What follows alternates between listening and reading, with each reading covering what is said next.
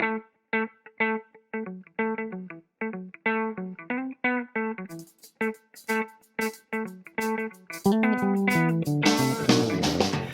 this is Professor of Photography Jeff Curto, and welcome to episode 2 of the History of Photography podcast.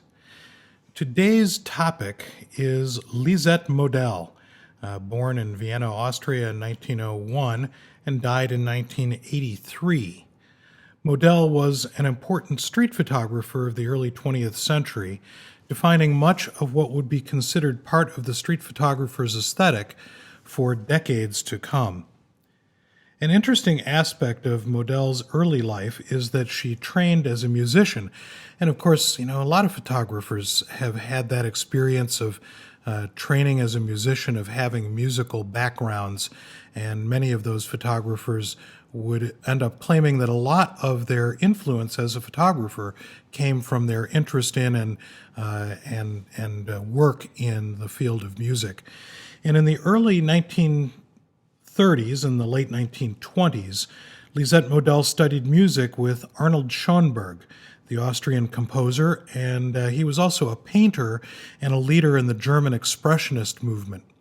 Model considered Schoenberg to be one of her most important life influences, and I thought I'd give a little snippet of his music so that you can get a glimpse into how Schoenberg's influence may have played out in Model's photographs. So here's a bit of Schoenberg's String Quartet No. 2.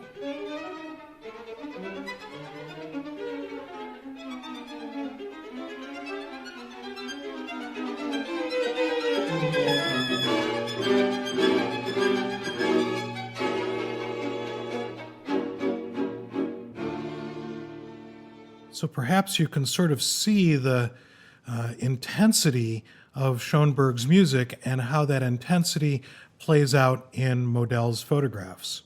Model, along with her husband, the painter Lisette Model, moved to New York City in 1938, and Model's photographs that were made both in Europe and in America capture the emotion of urban existence in the 1930s.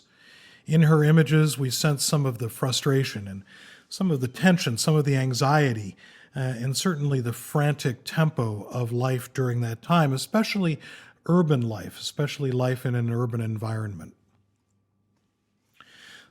The work that Model is probably best known for can be categorized as street photography, and that work has had a heavy influence on the street work of generations of photographers.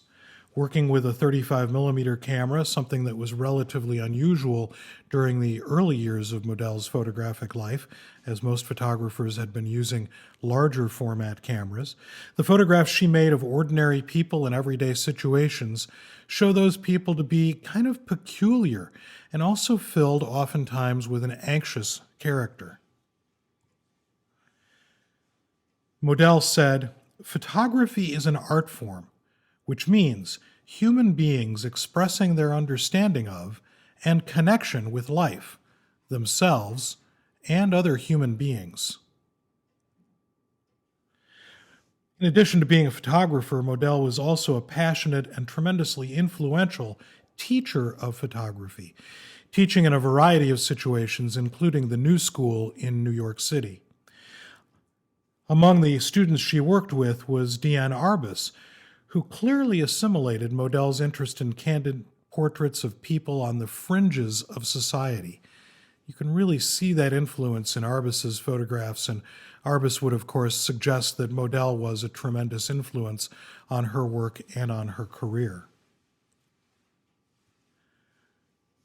Model's photographs are marked by low, often very close camera positions, and that strategy tends to foreshorten the sense of perspective and to place us in the picture space with the subject.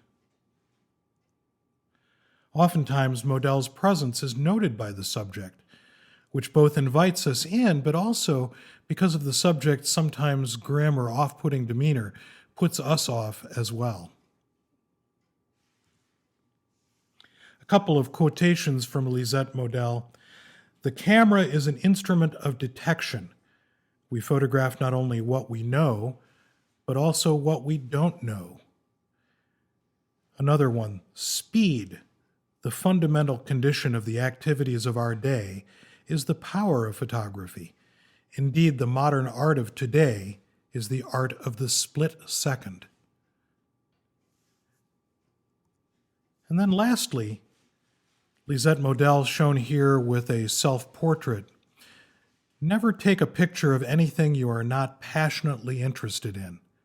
Never take a picture of anything you are not passionately interested in. Something I think a lot of photographers would probably share as a basic concept of the work that they do.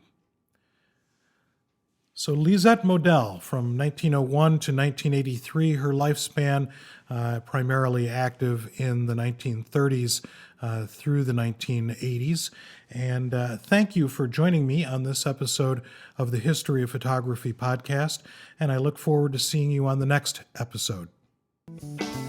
Don't forget to check out the History of Photography class sessions available on the web at photohistory.jeffcurto.com or in the podcast feed. And while you're on the web, take a look at my other podcast, cameraposition.com, a podcast about the creative side of photography.